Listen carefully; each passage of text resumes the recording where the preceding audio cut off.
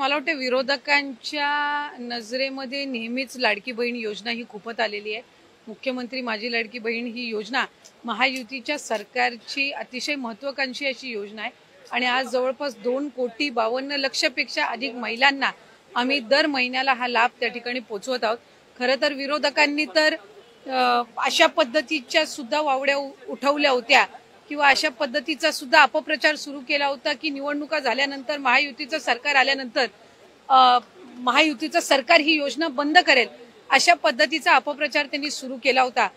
खरं तर त्या अपप्रचाराला कुठेही बळी पडू नये असं आम्ही सर्व लाडक्या बहिणींना आवाहन करत होतो आणि आज खऱ्या अर्थानं महायुतीच्या सरकारच्या वतीने आदरणीय अर्थ व नियोजन मंत्री उपमुख्यमंत्री अजितदादांनी आपला कारकिर्दीतला 11वा अर्थसंकल्प सादर करत असताना लाडक्या बहिणींच्यासाठी मुख्यमंत्री माझी लाडकी बहीण या योजनेसाठी जवळपास 36,000 कोटींची तरतूद ही त्यांनी यंदाच्या वर्षासाठी केलेली आहे आणि निश्चितपणाने ही करत असताना ही योजना कुठेही बंद होणार नाही। जो प्रचार विरोधकांकडून करण्यात आलेला होता की डिसेंबर महिन्यानंतर या योजनेचा लाभ मिळणार नाही, या उलट जानेवारी असेल त्याचबरोबर फेब्रुवारी आणि मार्च महिन्याचा एकत्रित असा लाभ याचं वितरण सुद्धा आम्ही 2 दिवसापूर्वी सुरू केलेलं आहे आणि लाडक्या बहिणींच्या खात्यामध्ये फेब्रुवारी महिन्याचे 1500 हे त्या ठिकाणी 2 दिवसातच पोहोचलेले आहेत आणि मार्च महिन्याचे 1500 सुद्धा ते पोहोचवण्याचं काम सुद्धा प्रगतीपथावर आहे। त्याच्यामुळे ही योजना ही महायुतीच्या सरकारची महत्त्वाकांक्षी योजना जी मुख्यमंत्री देवेंद्रजी फडणवीस साहेब, उपमुख्यमंत्री एकनाथजी शिंदे साहेब आणि उपमुख्यमंत्री अजितदादा यांच्या नेतृत्वाखाली अशाच पद्धतीनं कार्यरत राहणार आहे आणि तेच आपल्याला आजच्या अर्थसंकल्पातून पाहायला मिळालं। स्पेसिफिक प्रश्न आहे की 1,500 रुपये की 2100 रुपये नेमकं महिलांना किती रुपये मिळणार आहेत या लाडकी बहीण योजनेच्या माध्यमातून? कारण विधानसभेत पूर्वी आपला जो जाहीरनामा होता त्याच्यामध्ये 2100चा उल्लेख होता, त्यामुळे स्पेसिफिक प्रश्न मला आपल्याला आवर्जून त्यानिमित्ताने आणि आपल्या माध्यमातून सर्व आमच्या लाडक्या बहिणींना त्या ठिकाणी सांगायचे की राज्याचे मुख्यमंत्री देवेंद्रजी फडणवीस साहेब आणि आमचे दोन्हीही उपमुख्यमंत्री असतील, मंत्रिमंडळातील सर्व आम्ही त्या ठिकाणी मंत्री महोदय असो, आम्ही सगळ्यांनी सुरुवातीपासूनच ही योजना अधिकाधिक यशस्वी पद्धतीनं राबवण्याचा प्रयत्न हा केलेला आहे। पुढेही आम्ही त्याच पद्धतीनं हा प्रयत्न करत राहणार। 1500चा हप्ता हा महिलांच्या थेट खात्यामध्ये निवडणुकीच्या नंतर सुद्धा जवळपास 3 ते 4 हप्ते हे महिलांच्या खात्यामध्ये आज वितरित झालेले आहेत आणि त्याची प्रक्रिया सुरू आहे। अशाच पद्धतीने ही योजना पुढेही सुरू राहणार आहे। 2100च्या बाबतीतली जी भूमिका आहे ती राज्याचे मुख्यमंत्री देवेंद्र फडणवीस साहेबांनी, अजितदादांनी, शिंदे साहेबांनी सुद्धा वेळोवेळी मांडलेली आहे। एखादी महत्त्वाकांक्षी योजना ज्या वेळेला आपण आणत असतो त्यावेळेला त्याचा योग्य तो निर्णय राज्याचे मुख्यमंत्री आणि महायुतीचं सरकार ज्या वेळेला घेईल त्यावेळेला विभागाच्या वतीने आम्ही ते निश्चितपणाने या ठिकाणी घोषित करू। आज 1500चा लाभ देत असताना सुरुवातीला तर विरोधक म्हणायचे की हे 1500 पण तुम्हाला मिळणार नाहीत, पण त्यानंतर आम्ही ही योजना यशस्वीरित्या राबवली। त्याच्यानंतर म्हणायचे की निवडणुकीच्या नंतर ही योजना बंद होणार, पण आज 2,52,00,000 महिलांपर्यंत आम्ही हा लाभ त्या ठिकाणी पोहोचवत आहोत आणि आज 36,000 कोटींची जी तरतूद अर्थसंकल्पामध्ये करण्यात आलेली आहे जेणेकरून ही योजना अशाच पद्धतीनं पुढे सुरू राहावी। त्यामुळे आम्ही कुठलाही महायुतीच्या सरकारने लाडक्या बहिणींना दगाफटका दिलेला नाहीये। 2100चा योग्य तो निर्णय जाहीरनामा किंवा एखादा ज्या वेळेला तुम्ही वचननामा असतं तो पुढच्या 5 पंचवार्षिक या संबंध या याच्यातून दृष्टिकोनातून तो ठेवलेला असतो। त्यामुळे त्या बाबतीतला योग्य तो निर्णय हा महायुतीचं सरकार हे निश्चितपणाने घेईल। पण आपल्या माध्यमातून मला लाडक्या बहिणींना सांगायचंय की ही योजना कधीही बंद होणार नाही आणि महायुतीच्या सरकारकडून अशाच पद्धतीनं चालू राहील। या उलट या अर्थसंकल्पामध्ये महिलांना आर्थिकरित्या सक्षम करण्याच्या दृष्टिकोनातून उमेद भवन असतील, अस्मिता भवन असेल, त्याचबरोबर त्यांना सक्षम करण्याच्या दृष्टीतून आर्थिक साक्षरता आणणं असेल, हे सगळे उपक्रम हाती घेण्यासाठी सुद्धा भरीव तरतूद ही या अर्थसंकल्पामध्ये केलेली आहे। त्यामुळे महिलांना अधिकाधिक सक्षम करण्याच्या दृष्टिकोनातून आम्ही काम करत आहोत।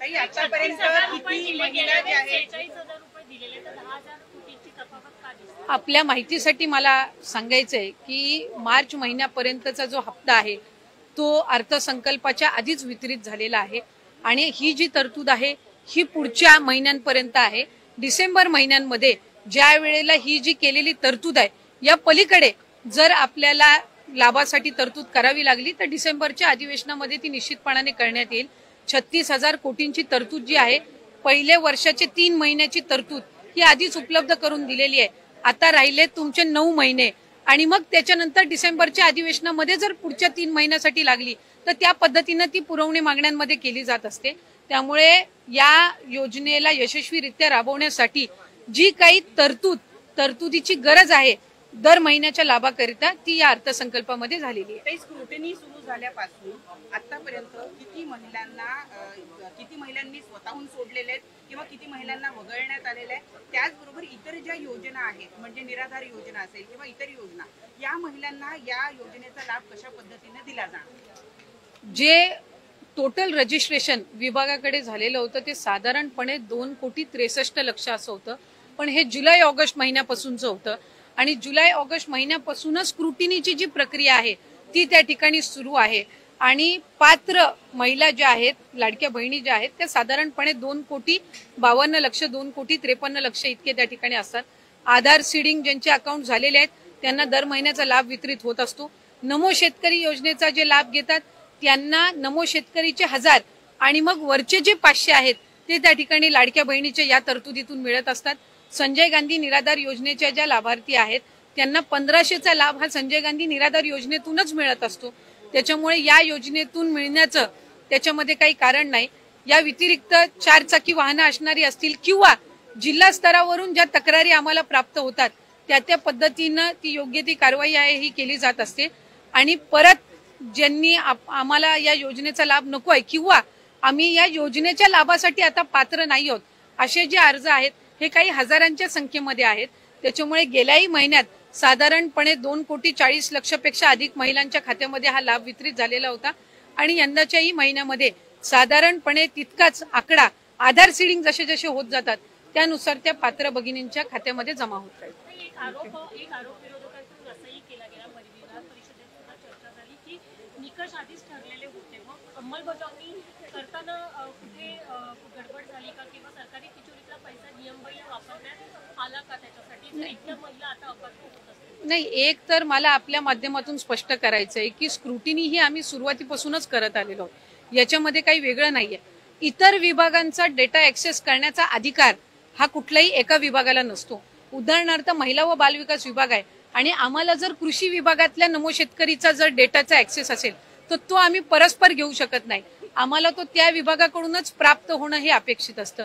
परिवहन विभागाकडून जर एखादा तुम्हाला डेटा हवा असेल तर तो तुम्हाला परिवहन विभागाकडूनच मिळेल. त्याला स्वतंत्र तो डेटा ऍक्सेस करण्याचा अधिकार हा कुठल्याही विभागाला किंवा महिला व बालविकास विभागालाही त्या ठिकाणी नसतो. त्यामुळे सुरुवातीपासून याची स्क्रुटिनी होत गेलेली आहे. मूळ 2,63,00,000 पेक्षा अधिक रजिस्ट्रेशन झालेलं होतं आणि सुरुवातीपासूनच जर आपण बघितलं तर लाभार्थ्यांची संख्या ही 2,40,00,000 किंवा 2,50,00,000 2,52,00,000 इतकी राहिलेली आहे. याचा अर्थ असा की स्क्रुटिनीची प्रोसिजर सुरुवातीपासून चाललेली आहे. प्रत्येक विभागाकडनं जी आपण माहिती मागवतो त्याच्यामध्ये ऑक्टोबर, नोव्हेंबर, डिसेंबर महिना आचारसंहितेचा कालावधी होता. हा वगळता जशी जशी आमच्याकडे त्या विभागांकडनं माहिती येते त्या पद्धतीनं आम्ही ते पुढचं डीबीटी करायच्या आधी योग्य ती कारवाई असते ती करत असतो. त्यामुळे कुठल्याही पात्र जी निकषांमध्ये पात्र आहे एकही निकष न बदलता जी महिला पात्र आहे त्यांच्यावर अन्याय हा कधी या विभागाच्या किंवा महायुतीच्या सरकारकडून झालेला नाही. धन्यवाद.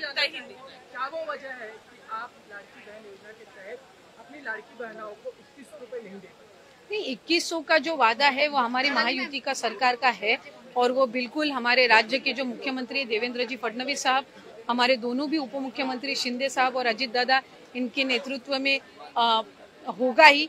लेकिन आज जो हमारे ऑपोजिशन है वो एलिगेशंस जो कर रहे थे कि ये योजना जो है ये बंद की जाएगी इलेक्शन के बाद, उनके मुंह पे ये तमाचा तो बिल्कुल आज का हमारा जो बजट है तकरीबन 36,000 करोड़ की जो बजटरी यहाँ पे प्रोविजन है वो की गई है.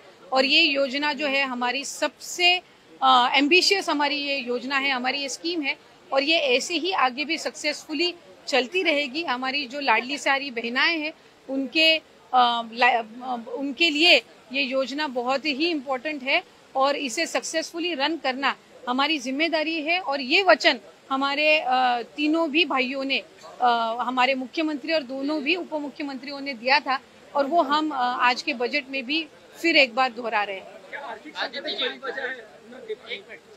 नहीं, बिल्कुल भी नहीं।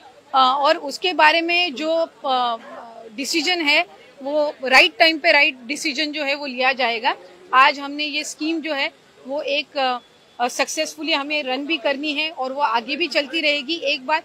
और इसके अलावा फाइनेंशियल लिटरेसी हो या महिलाओं को बचत गट के द्वारा ज्यादा से ज्यादा इंफ्रास्ट्रक्चरल सपोर्ट देना हो, इन चीजों पे भी इस बजट में कॉन्सेंट्रेट किया गया है। और सारे तरफ से सेल्फ हेल्प ग्रुप्स हो, लाडली बहना हो, लेक लाडकी जैसी योजनाएं हो, इन सब को ज्यादा से ज्यादा बजटरी प्रोविजन जो है ये हमारे इस साल के फाइनेंशियल बजट में हमने देखा है। Thank you.